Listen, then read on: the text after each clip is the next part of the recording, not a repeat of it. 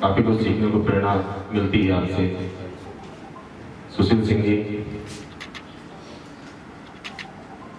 मैं आपसे आग्रह करूंगा और आपके बाबा जी आप दोनों को नमस्कार। आशीष बाबा जी, सुशील सिंह जी और इस फिल्म के नायक योगेंद्र कुमार चौहान। इस पर्दे के पीछे 6 सीटर लगा हुआ है, इसी की ओपनिंग करनी है।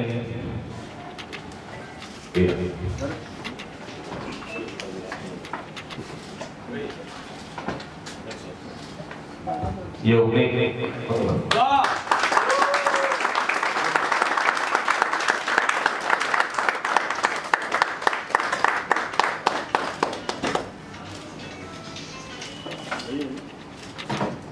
काफी 2 मिनट के लिए शांति चाहूंगा मैं आप लोगों से। बहुत हमारे लिए सुखद पल है कि आप लोगों के बीच में 2 शब्द रखने का मौका मिल रहा है। जहां इतनी भागा भागी है, जहां इतनी भीड़ है, जहां इतना संघर्षों का रेला लगा हुआ है, उस बीच में आप हमारे बीच में उपस्थित होकर हमारा हौसला अफजाई कर रहे हैं, ये हमारे लिए बड़े सौभाग्य की बात है। इस फिल्म के बारे में कुछ बता दूं मैं आपको। ये फिल्म पूरी तरह से हिंसा से परे है, हिस्टोरिकल फिल्म है, बिल्कुल कहानी पे काम किया गया है, गांव की रियल कहानी है, सत्य घटना पर आधारित है ये फिल्म। इसमें किसी तरह का फिल्मीकरण नहीं किया गया है। कोशिश की गई है कि बिल्कुल सारी चीजों को हूबहू प्रस्तुत किया जाए, और अब ये कोशिश कहां तक कामयाब होती है इस फिल्म को देखने के बाद ही पता चलेगा। और इसमें कलाकार हैं, इतने भी आर्टिस्ट हैं, लगभग सब लोग नए ही हैं। संतोष जी भी हैं, संतोष श्रीवास्तव जी, मैंने खुद उसमें अभिनय किया है। कोशिश किया है कि अच्छा कर सकूं। निर्देशकीय पारी में भी आप लोगों के आशीर्वाद से कोशिश किया है कुछ अच्छा दे सकूं। मैं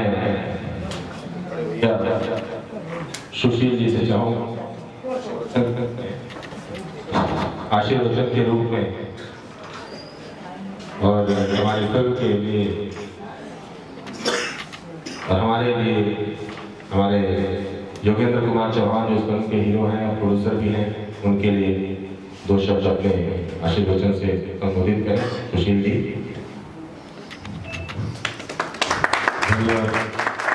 भाई, मैं इस फिल्म की पूरी कास्ट की जिंदगी और योगेंद्र जी आपको ढेर सारी बात आया, और प्रकाश जी आपकी निर्देशक की पारी के बारे में नहीं पता था, ये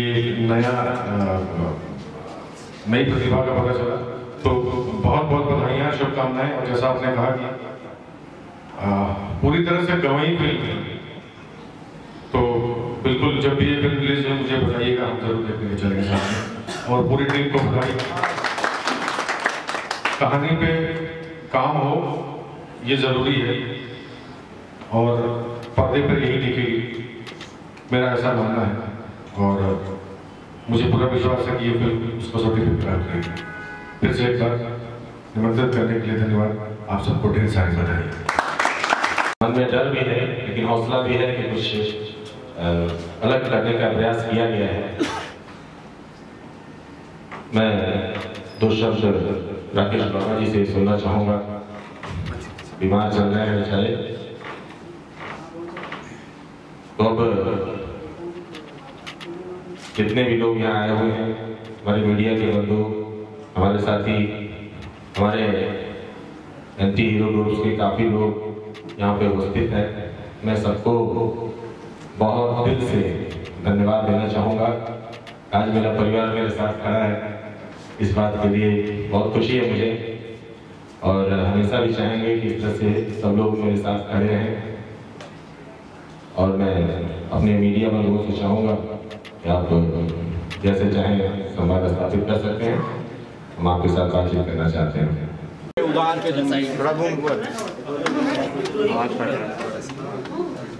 एकदम थोड़ा सा भी जगह नहीं है किसी तरह। हाँ सही है।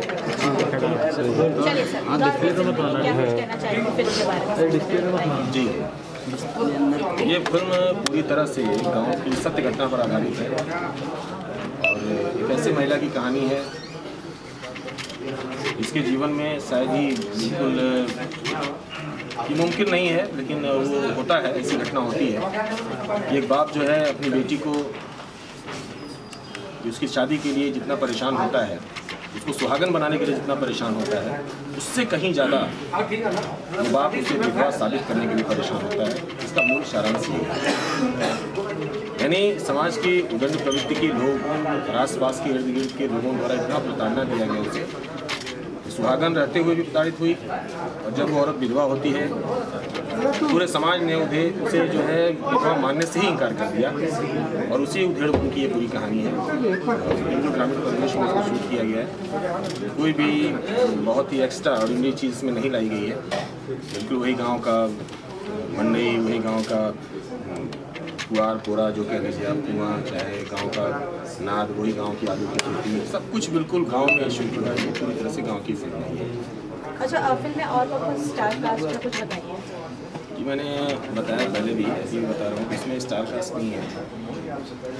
मैं हूँ जो कि कुछ फिल्में किया हूँ, पता है।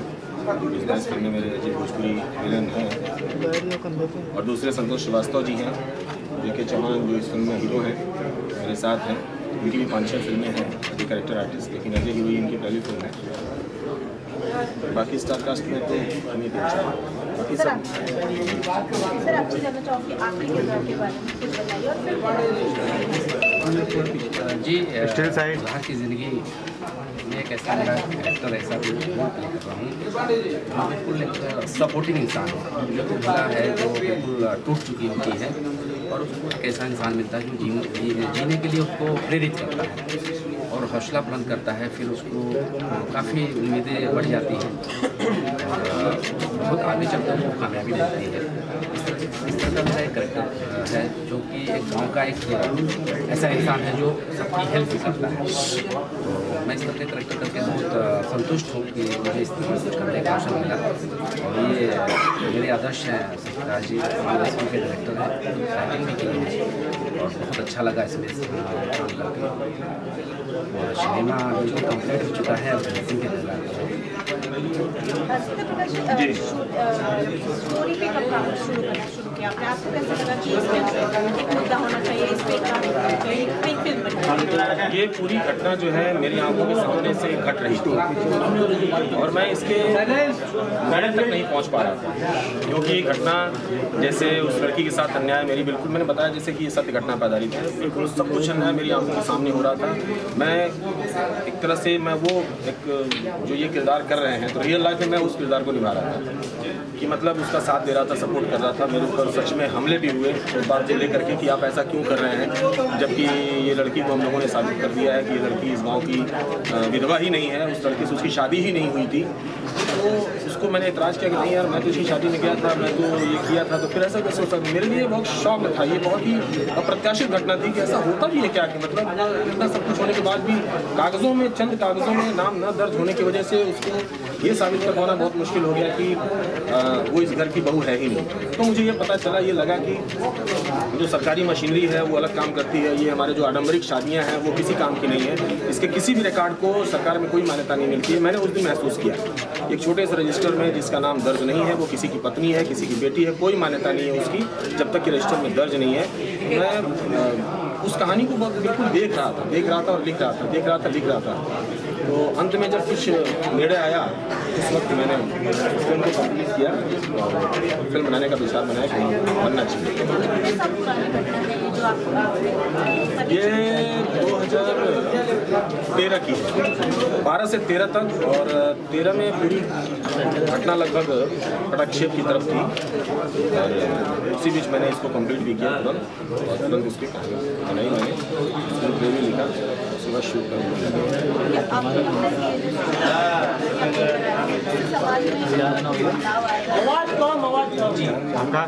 मुझे पूरा विश्वास है कि ऐसी कहानी है जो सिनेमा में इस तरह का एक पहला प्रयास भी है जो अच्छा लगेगा दर्शकों को और मन को भाएगा, क्योंकि इस तरह की घटना होती है गांव में, जो आदमी हर तरह से उसको इग्नोर करता है कि नहीं ये ऐसा नहीं हो सकता, ये इसका काबिल है ही नहीं, तो ये इंसानियत का रास्ता भी मिला है और काफ़ी हद तक हर मुश्किलों से जूझ करके वो जो कामयाबी पे आई है, ये एक तरह से एक नई शुरुआत भी है, और स्टोरी वाकई में बहुत ही अच्छी है, कि हर दर्शक देख सकता है। फैमिली ड्रामा है, बिल्कुल ये कहानी है, हम परिवार के साथ बैठकर देख सकते हैं, इसमें से बिल्कुल साफ देखिए फिल्म सेंसर में जा रही है और इसका ट्रेलर भी 4-5 दिन के अंदर आप लोगों के बीच में होगा, और मैं अपनी तरह से कुछ बातें कहना चाहता हूँ के बारे में। जैसे मैं भी सिनेमा से जुड़ा हुआ हूँ,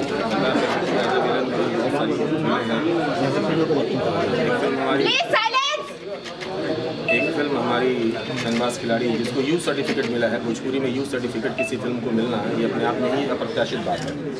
ये 9 तारीख को बिहार में रिलीज़ हुई है 35 थिएटर में रंगबाज खिलाड़ी, उसको भी यूथ सर्टिफिकेट मिला है। कोशिश हमारी ये है कि सेंसर में जाए तो ये भी यहाँ के सेंसर में पहली बार हो, 6 साल के बाद 6 साल तक किसी की फिल्म को नहीं मिला यूथ सर्टिफिकेट। कोशिश है हमारी कि मतलब साफ सुथरी फिल्म के तौर पर ये जानी जाए।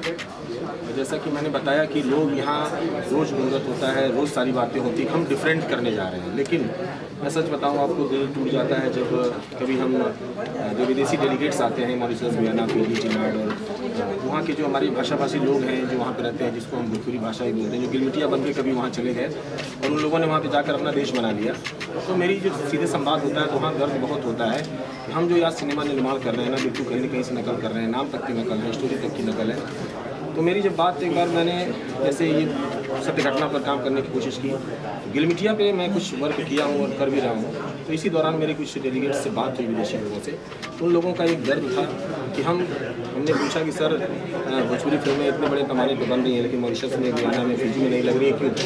उन लोगों ने बोला कि भोजपुरी वहाँ के जो लोग हैं बहुत दिन पहले यहाँ की तपती हुई, सुनती हुई जज्बातों को लेकर वहाँ पहुँचे, और आज की हालात में जो हिंदी सिनेमा दिखा रहा है वही भोजपुरी दिखा रहा है। उनको नहीं देखना है ऐसी फिल्में, मेरी माटी उसमें नहीं दिख रही है, मेरा अपना घर मुझे नहीं दिख रहा है, मेरे अपनी कल्चर उसमें नहीं दिख रहे हैं, तो मैं हम लोग वहाँ पर उसको परमिशन नहीं देते हैं। बड़ा दुख हुआ मुझे कि हम बहुत ही बड़े बड़े स्टार पैदा कर लिए, बहुत बड़े बड़े फिल्में बना ली, लेकिन अपनी माटी को नहीं छू पाए। कहीं ना कहीं वो दर्द जो पीसता है उनकी बातों से लगता है। मैं अपने ओपिनियन इसलिए देना चाह रहा हूँ मीडिया के माध्यम से कि लोगों के बीच में बैठने के बाद वो कष्ट होता है, वरना 7 देश जिस भाषा को अपनाए हों और उसकी फिल्में 1.5 करोड़ से ऊपर की रिटर्न ही न दे पाए, ये दुर्भाग्य की बात है।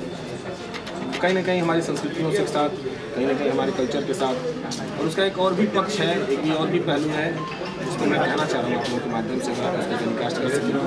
बंगाल में मैंने प्रेस क्लब में इस बात को उठाया था, क्योंकि वहाँ के जब पोस्टर लॉन्चिंग कर रहे थे अपनी फिल्म रंगबाज खिलाड़ी का, तो कई पत्रकारों ने इस बात को पूछा था कि आपका सिनेमा इंटरनेशनल वे पे समृद्ध नहीं है।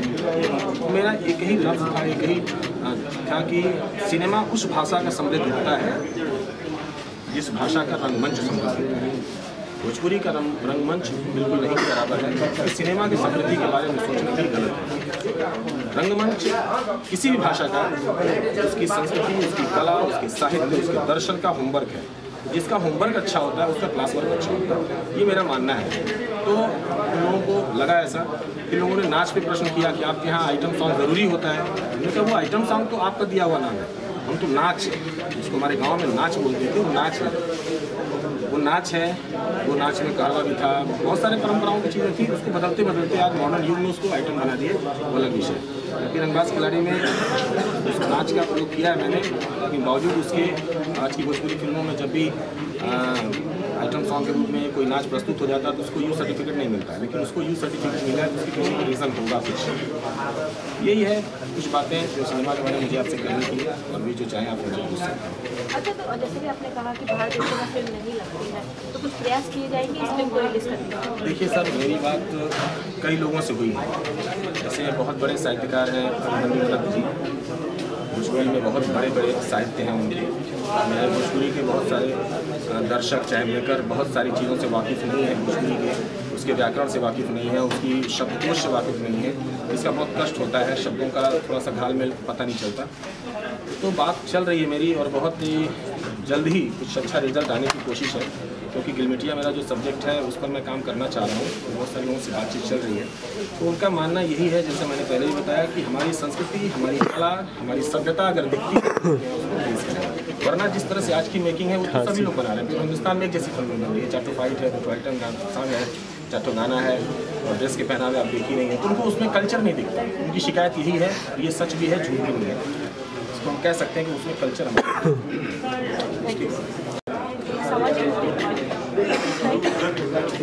जी, जैसा कि मैंने अभी सुना कि प्रकाश जी जो इस फिल्म के डायरेक्टर भी हैं और अच्छे भी एक्टर पहले रह चुके हैं, उनकी के रूप में पहली बार ही सबसे पहले फिल्म को बनाई। इस फिल्म की कहानी, जैसा कि मुझे बताया, पूरी तरह से गवाही कहानी है और इसमें ऐसा नहीं है, कहानी सब घटना पर आधारित है।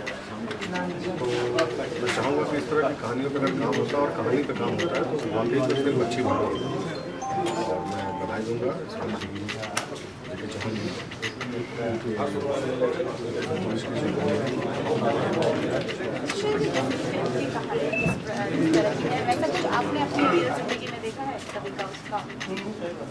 नहीं, वही भी मैं बात कर रहा था, कहानी के बारे में बात कर रहा था।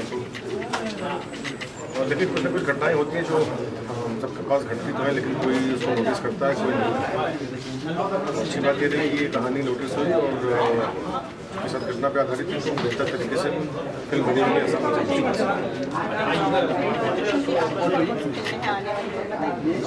मेरी अभी तुरंत रिलीज होने वाली फिल्म है लोहा पहलवान, बॉर्डर की शूटिंग के लिए निकल रहा हूँ। उसके बाद फिर लेना है मेरी फिल्म।